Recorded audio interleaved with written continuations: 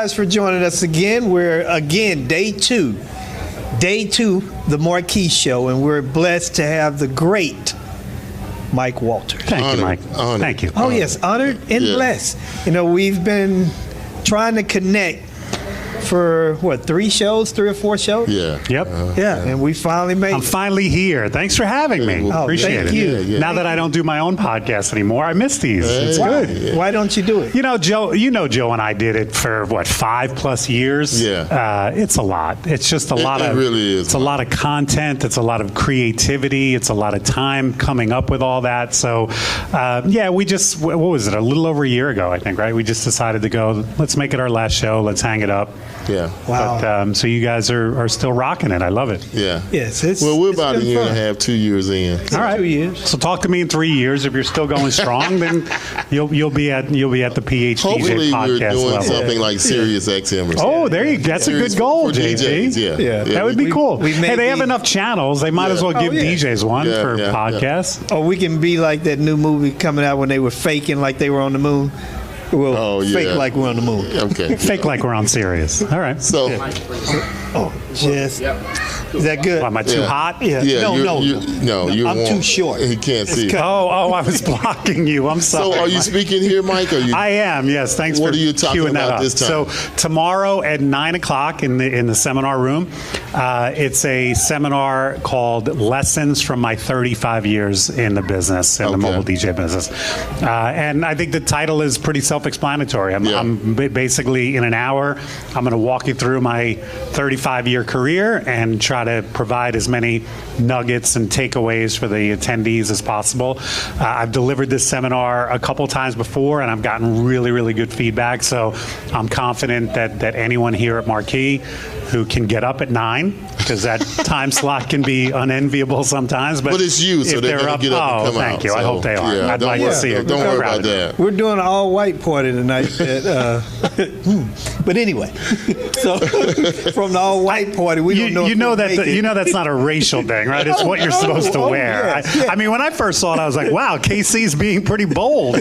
But then I was like, oh no, that's what he expects people to wear. It's been a running story. Did you bring all white? No, we didn't. No, I didn't. We wear black. We're DJs. So, well, I think that was Did you bring KC's some white? point. I did. I will be in all white tonight. Oh, yes. I'm coming just for that. All right. I'm glad to hear. If I'm in all white, that means I have to visit the outlet mall. I was told I will be the exception and not the rule tonight. Yeah, because my wife asked me, okay, Casey usually has a theme for every night. She says, what's the theme? I said, I've only heard about the Hawaiian night. I didn't know nothing about beach or the All right. Yeah, so we didn't bring any white, but we'll figure it out. Oh, yes. Yeah. So you say 35 years.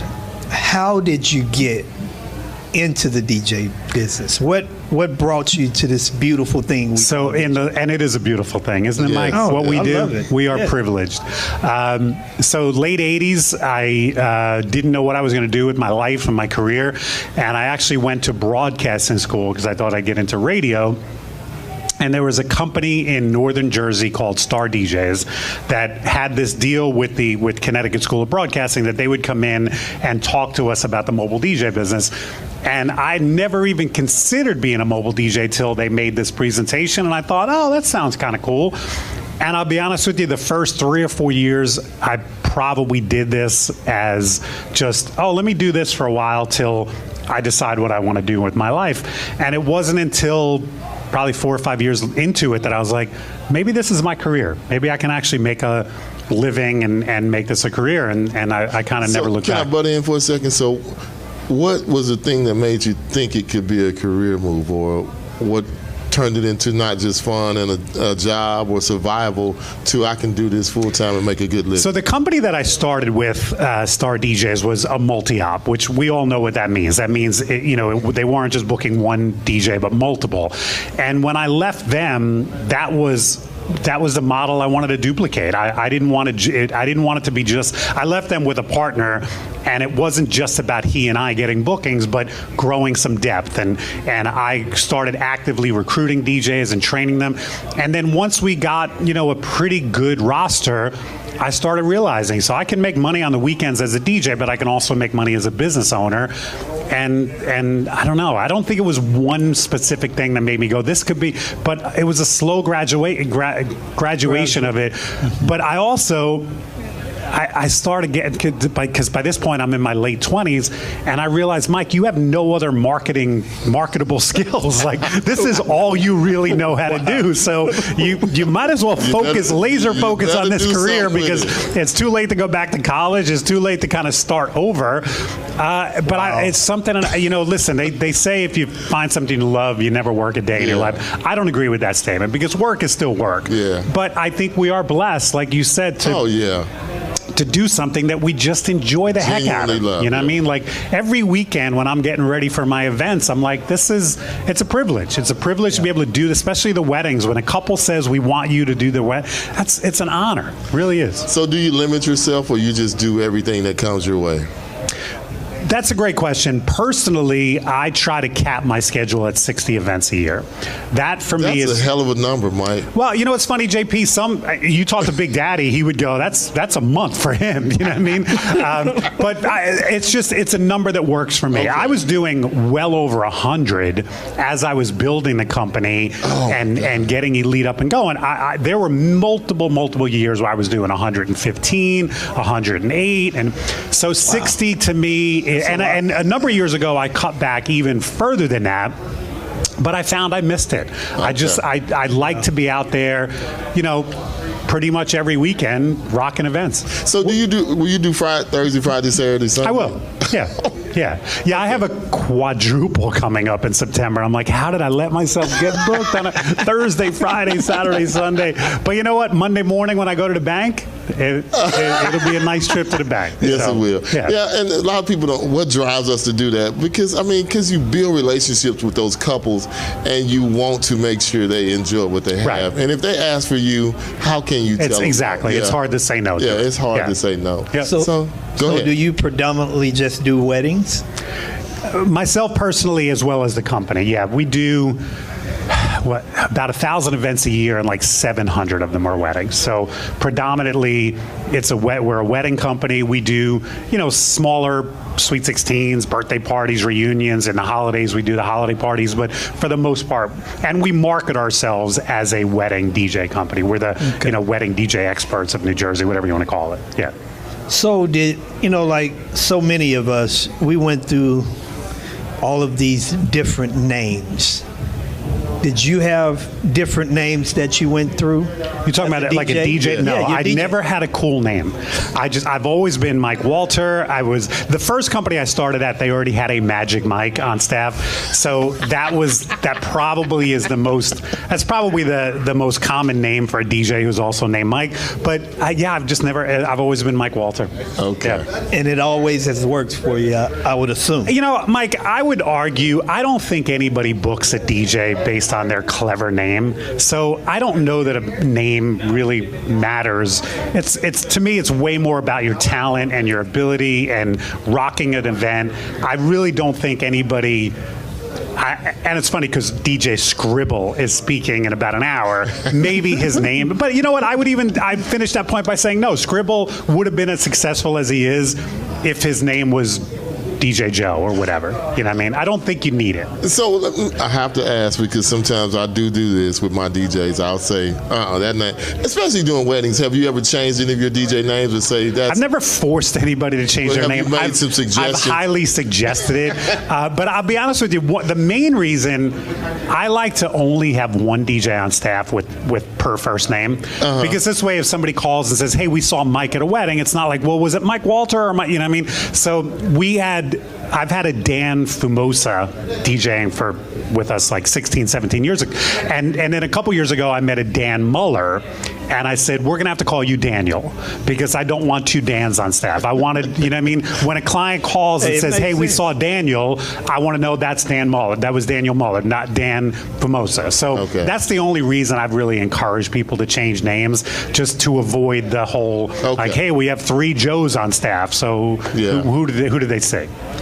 So when you say that we talked about doing something that you love to do, what is it, 35 years in, that you still love, that still motivates you to continue to do 60 events a year? All right, I'm going to give you two answers to that question because I think they're equally as important. I will admit that I have an ego, and I will admit that there is something really ego gratifying to when a bride walks up to you at the end of the night and says, "You made my wedding." That feels really good for my soul. And I don't know if these two things are connected or what, but when I look out on the dance floor and it is packed and it's rocking, and I know that it's because of the music I'm playing and the mixing I'm doing and everything else. That just I don't have a higher high than that in my life. You know, I like training new DJs. I like having an efficient office and everything else, but nothing in my life professionally gives me that high like looking out on a dance floor that is just jam-packed and knowing that I had a lot to do with that. I love it. Love it, love it, love it. Yeah, me too. I think that's important. You know, you have to enjoy that. Yeah. And that's a high for me. When I can see it doing this because of me, yes. This career is not perfect. There are things, working every weekend, loading in and out with heavy equipment, drunk people getting in your face. This is not a perfect. So if you don't love all that stuff to offset the imperfections of this career, you're going to eventually quit. But if you love it enough, then you tolerate the drunk uncle who's being rude, or the fact that, hey, it's Saturday night and your wife is going out with her friends and they invite you and you're like, I got to work. You know what I mean? Those things aren't great. But overall, I've been doing this long enough and I keep doing it. So obviously the good must outweigh the bad. So how is the support with your wife? My wife, Kelly, is fully behind my career. And listen, Mike, that question is an important question. Oh, very. You are not going to have longevity in this career if your partner doesn't like what you do. If you get your, can I say balls busted? Yeah. If you get your balls busted every time you leave the house on the weekend saying, oh, you got to do another wedding. Oh, I wish you were home. I wish we could go to the movies tonight. I wish we go to dinner.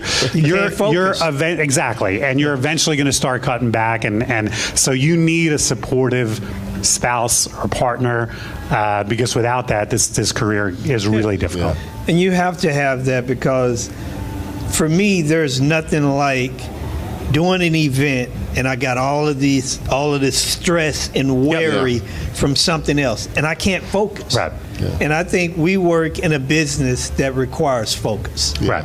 Definitely, because you only got one time on weddings. Yeah, listen, one of the advice I give my staff, and I've shared this in seminars, is don't look at the news during an event. Because, if you sit down for dinner and you scroll through CNN, there's a chance you're going to see about another terrorist attack or a storm that you need to stay upbeat and positive at your events. So just have ton of it. You can listen to the news on the way home if you want to hear all about all the tragedies, but just at an event, just stay like, boom, I'm enthusiastic, I'm happy, I'm fun. And you're right. If you're getting your balls busted at home or your kids are then it just makes it harder to do our job. Because I tell my wife all the time that there's no success for me in this business if I don't have her support. Absolutely. The fact that I have her support is the only reason, or one of the main reasons, that I have the success. Absolutely. Agreed. So I have to ask a question about, I know you go around and train DJs. Why did you put the seminar up that you did about the dancing? Remember that one? Yeah, sure. About what the things you look for in the dance room. What is it? You mean why did I make it available? No, I'm saying why haven't you ever done that one again? So what happens, JP, when you speak at these conventions is a lot of times they want new content. Okay. So, like for example, the seminar I'm doing tomorrow, I've done this at 4 other shows. Yeah. I can't keep giving this seminar, so eventually I have to retire a seminar. You're referring to the one Why People Dance, which is I only saw it once though. Which is probably the seminar I'm most proud of. Of all the seminars I've ever given, there was a lot of research that went into that. If you remember, I set up a survey and had, I think, over like 1,000 people respond to it. So a lot of the content that I was giving was based on people's answers to questions. and it was a fun seminar for me to present everything else. But with seminars like that, I make them available for sale.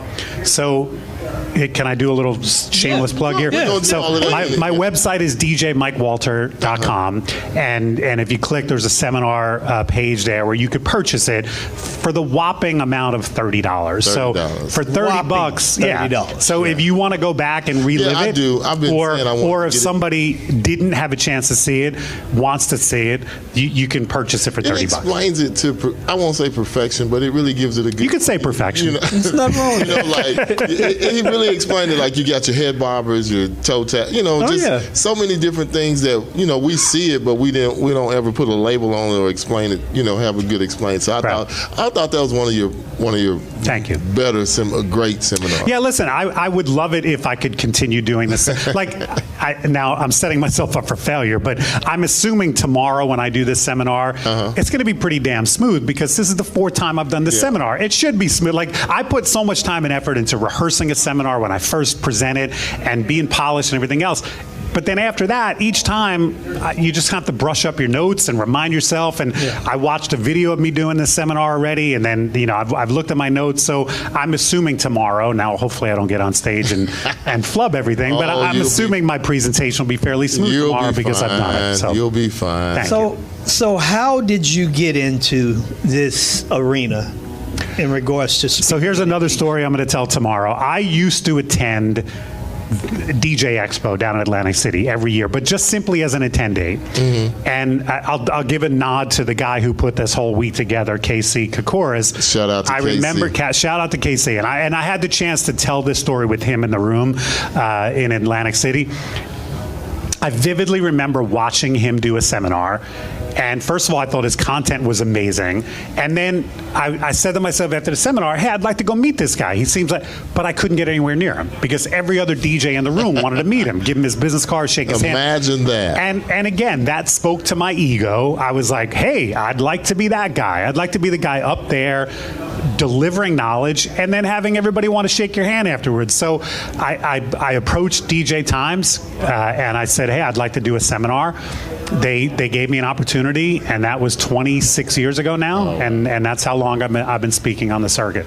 26 years. 26 years. Yeah. And let me ask you this, is that something that you enjoy? Absolutely. I wouldn't do it if I mean, certainly I don't do it for the money. Yeah, I do it because I really enjoyed it. When I go to shows like this, and JP, when you tell me that a seminar I did 5-6 years ago spoke to you and it helped you and you remember it, that means a lot to me. So yeah, it's something I really, really enjoy doing. Yeah. So when you're speaking up there on the stage and you look out in the audience, and I'm pretty sure you see certain things and certain people, and how does that satisfy you? So just like at events, I like to focus on people who look like they're paying attention and having a, when I see the person either nodding off or like, boom, working on their computer, I know they're not taking that many notes. I know they're answering emails or whatever. So I like to look at, just like at a wedding, you want to focus on the smiling people and not the people who are going, hey, lower it or whatever. But it's one of the things that has changed so much in 26 years. When I first started, you knew you made a good point when you saw the head go down and notes started taken. Right. Now, you're making a good point when the phones go up because everyone wants to take a picture of what you have on the screen. Exactly. So it's just changed. Like when I see like 50 phones go up in a room, I'm like, oh, this must be a really good slide. I don't know. Let me get in there. Exactly. Yeah. Oh, wow. Yep. So what are your shameless plugs? I know you go around the country teaching and. Yeah. So one of the things I offer is to multi-op companies or just groups that want to bring me in is I will do MC training, which is, by the way, I'm also doing that tomorrow after my seminar. I'm doing an hour MC workshop. What time is that? I think that's at 11. So I speak from 9 to 10, yes, and then from 11 to noon, I'm doing the MC workshop. So it's an opportunity for people to get on the microphone, perform live, usually bridal party introductions, but it can be anything. And then I offer some critique, some criticism, some suggestions on how to maybe change things up and do things better. So yeah, that's something, if anyone's listening and has a company that they want to bring me in, you can reach out to me. We're getting the 2-minute warning. So, but yeah, I mean, that's something that I offer to companies and groups around the country. That's awesome. Yeah, it is. And I have a passion for training. So again, it's something that I enjoy doing. I think I'm pretty good at it because there are companies that have brought me back multiple times, which says that Michael Lieber's company, Mike has brought me in multiple times to work with his crew.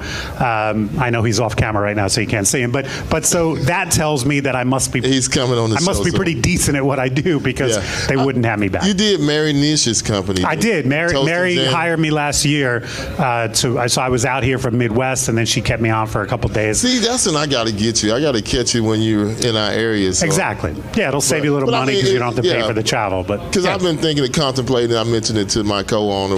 I wanted to bring you down to Dallas and have you do one for us. I know you've come and done. Well, Dallas would be easy because I love the Cowboys. So if you can combine it with a Cowboys game, you get a discount. September the 15th. I think I'm working that weekend. Cowboys Saints. You look at you got the schedule memorized. He's a Saints fan. Oh, okay. Oh, so you don't have it memorized from the Dallas. I respect the Cowboys, but yeah. But he's a Saint fan. As a person who lives somewhere, if you lived in Dallas or say New York, you're not a New York fan, but you know what's going on because there's potential money with things that can be made from that team. So, but I do not have the Giants or Jets schedule memorized like you do, JP. So that's pretty impressive. I know because I'm there. It's the game that they play. Yeah. So I have to keep up with that stuff. But Mike, we want to thank you. We want to tell everybody how they can get in contact with you. We thank you for coming on the show. Yeah. So like I said, the website is djmikewalter.com. I think I'm connected with a lot of DJs on Facebook, but if not, reach out. You are. Would love to connect with you. All right. Yeah, and we thank you again. It's an honor. Finally, we got to sit down with you. Finally, it's happened to me. I might play that in my set tomorrow. Yeah. Okay. What? Finally? Yeah. That's a great song. I'm gonna do House, Ladies of House. When are you spinning? Tomorrow night? Tomorrow, 12 to 1. Okay. In the cafeteria. Okay. I'll be there. Make sure you get your numbers in here first, or you ain't going. Okay. And back to you. Thank you, sir. Thank you. Well, that's going to wrap it. Clap it. Day 2. Mike Walter sitting down with us. Next up, who knows? There's no telling who's going to come in the show.